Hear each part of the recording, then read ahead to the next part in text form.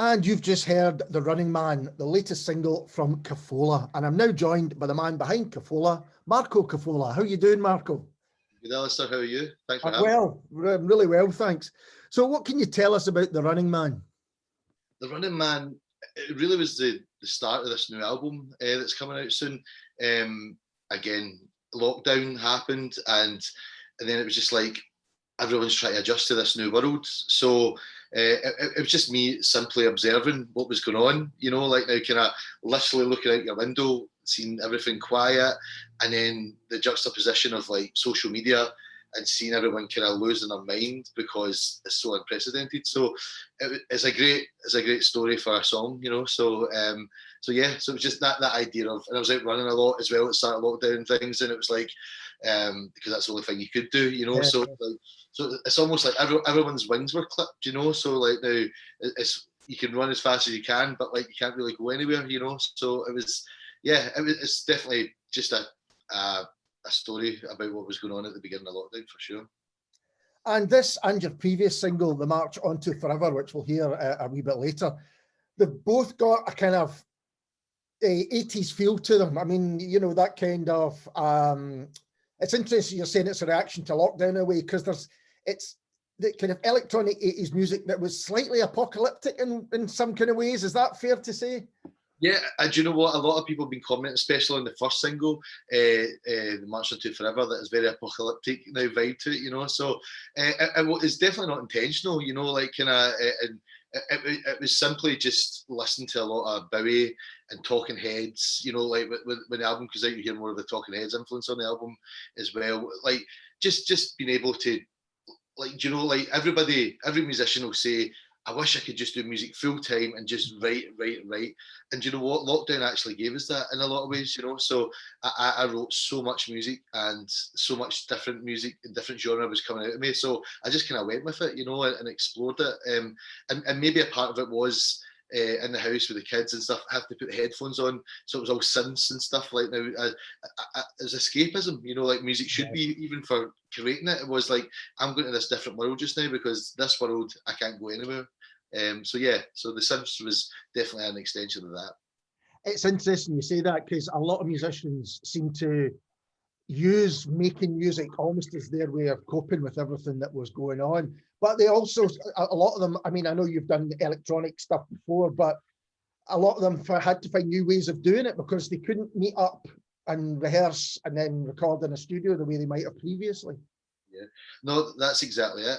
And do you know what? It's just making the best out of a situation where we live in a world now where technology is so good that I did a lot of lockdown videos I never did really any for myself, like until we could do it in person, but like these remote recordings, and I was actually amazed at the quality of what you can put together from every individual musician from their own house, and then somebody will just mix at the end. I'm like, well, that's really, really good that we can do that now. So, and for me, for this process, it was like I'd write all the music. I write it on the piano, and then it was like I demoed every album I made during lockdown. So I made the album before I made the album. So once lockdown was lifted and we could go into the studio and make it, I knew exactly how it was going to go. And you said you tried, you also did different types of genres, which you've always kind of done, you different things. So is there other albums there that you worked on during lockdown that are almost ready to go? There's a new project called Mama Terra. It's a jazz project. We're actually gigging at the Jazz Festival in a few weeks, but that was it's with a sax player, Konrad Wisniewski, who's amazing and an old friend as well. So we'd never actually done anything original together. We played big bands and stuff years ago. So that was born just out before lockdown. We talked about it, like we should really do something. And then during lockdown, I wrote a kind of jazz spiritual album. And then again, I demoed it here. I sent it to Conrad. He put the sax down. We sent it to some of the other horn players.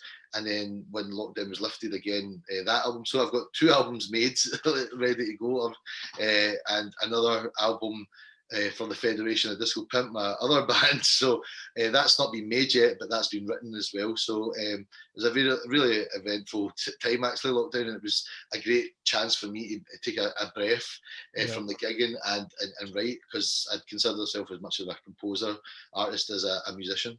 Yeah. And go back to the influences, because you're saying that these 2 singles are the first two releases from an album. What can we expect from the rest of the album? Is it kind of similar sounding, or are there different direction? Definitely synth like heavy, but like there's a lot of kind of Talking Heads, some like early Beck, which was a bit funkier as well.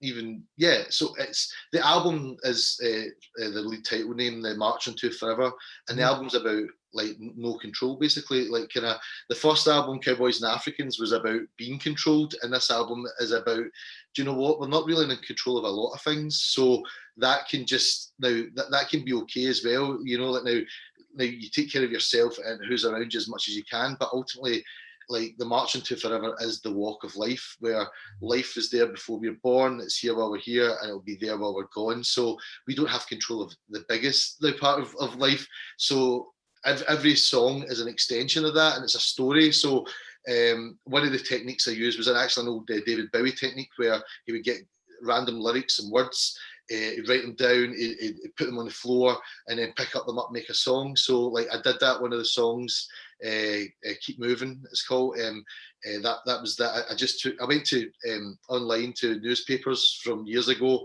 my date of birth, and then every 10 years after that, took some sentences and put it together. And obviously I put like the chorus together myself and things, but again, I'm not even in control of this song, you know. But that came from a very David Bowie-esque like writing technique, but sound-wise, it's more Talking Heads, Fela Kuti kind of vibe, because those two are so intertwined as well. And then that's even an extension of like the Federation that came before that kind of high energy, kind of like the African funk now vibe as well. So there's definitely different worlds that you can go to on the album, you know. So these are some of the biggest synth tracks for sure, you know, but then a lot more just organic kind of groove stuff as well. That sounds really interesting, because I got from the first two singles that you had your Bowie, but you kind of early Human League, maybe OMD, that kind of stuff. But to hear that there's kind of Fela Kuti influences, well, that's something you don't get in the first two singles. So there is going to be things to think there's surprises. There's definitely surprises along the way, and even like again, like Talking Heads was a big influence for me for everything, you know. Like now, but I could really get into that world, you know. So there's that Keep Moving track, and the very first track, What You Talking About, is very much kind of like Talking Heads, Tom Tom Club kind of vibe, you know. And then there's that St. Vincent influence as well, who's more contemporary, but who worked with David Byrne. So there's like kind of there's just a lot of music I've always listened to, you know. So and just at some point it's just tapped into the subconscious, and that's the time to bring it out just now. And we've mentioned the album a couple of times, but when is it coming out? Do you have a date for it? Yeah, it'll be out on July the 8th, so that's getting announced hopefully next week. So like, you know, it's all go ahead. So next month, for sure, it'll be coming out. Fantastic. And I know that you love to play live, and you always have. Yes. What's the plan for it? Is there a plan for taking this album out and doing it live? And what form is that going to take?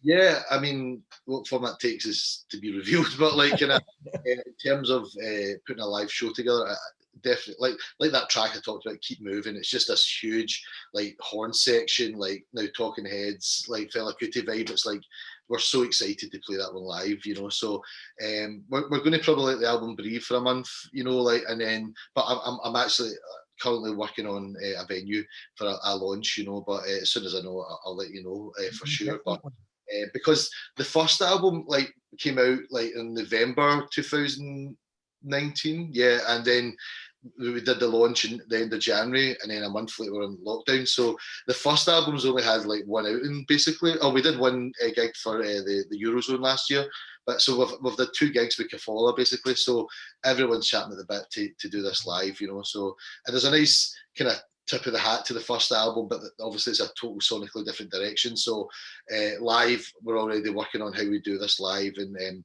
it'll be fun, like talking to each album, like now the way that the tracks will interact with each other as well. So we're very excited to do that live, but that hopefully a live show will be the next 2 months. Oh, brilliant. Do you feel that your first album got lost a little bit because of when COVID started, because it was getting well received, it got reviewed really well, it was getting lots of plays as far as I could tell, but then, you know, the meat and drink of it was probably to go out and take it live?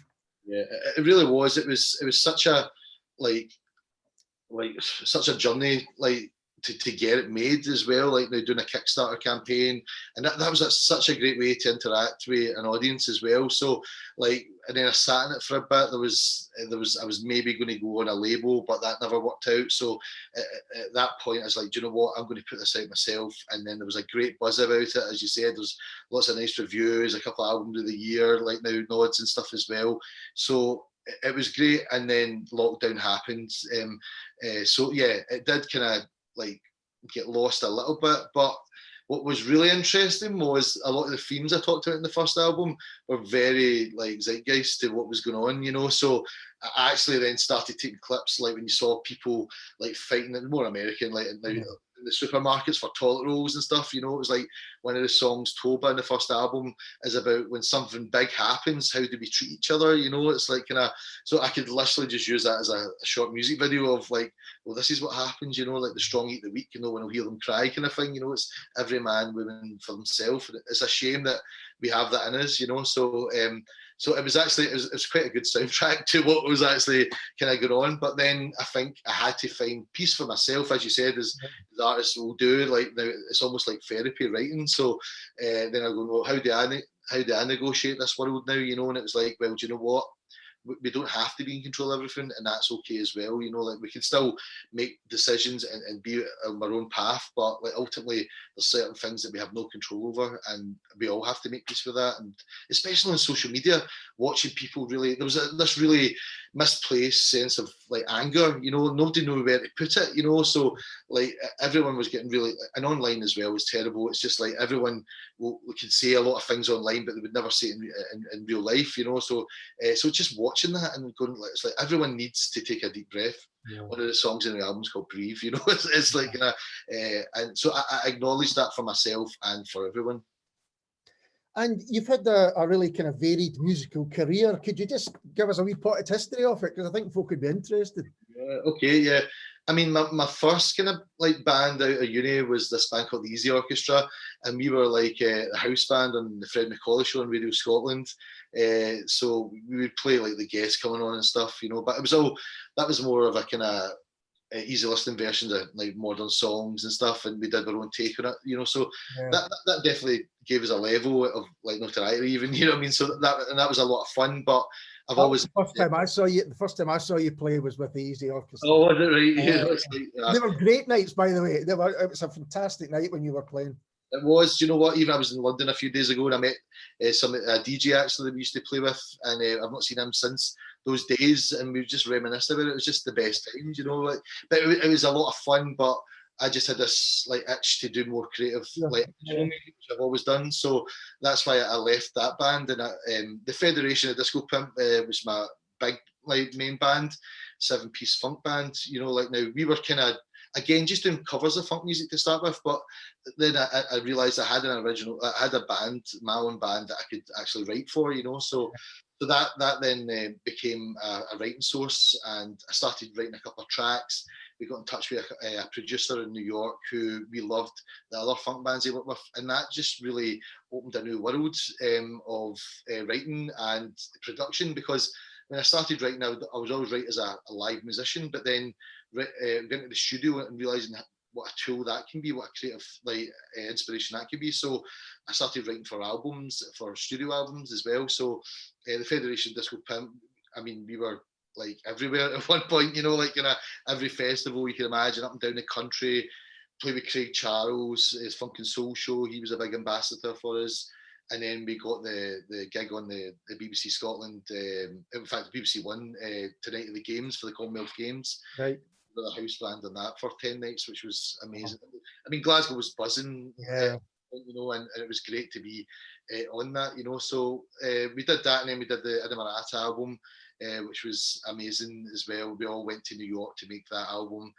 So there was a good period from 2010 to 2017 of the Federation, and then it was just like, in that time as well, I was doing a lot of session work for different bands. My last tour before lockdown was, I was actually Susan Boyle's musical director, you know. So I went out and it was quite strange because I got to pick my band, so I just took the Cafolla band to play like the Subo, you know. So it was that was actually the last tour we did. So it was going from the launch night of Cafolla and the big Cowboys and Africans, and then we're all like sweating and going for it, to like the next night you turn round and we're playing I Dreamed a Dream, you know, like it was very surreal, you know. But it was again great experience, like great to play like big shows at the Armadillo and down south and stuff as well, and again just to show that you can do all these different levels of gigs as well. So it keeps it interesting, and I feel really lucky that, especially original bands, but even to pick my own band for that as well, was to work with great musicians who are friends as well. So it was nice. Well, Marco, thanks so much for taking the time to have a chat, and I really am looking forward to the album. Can't wait to hear that. I'll send you a copy. That wasn't me fishing, but thanks very much. No, and this is Cafolla and the March Onto Forever.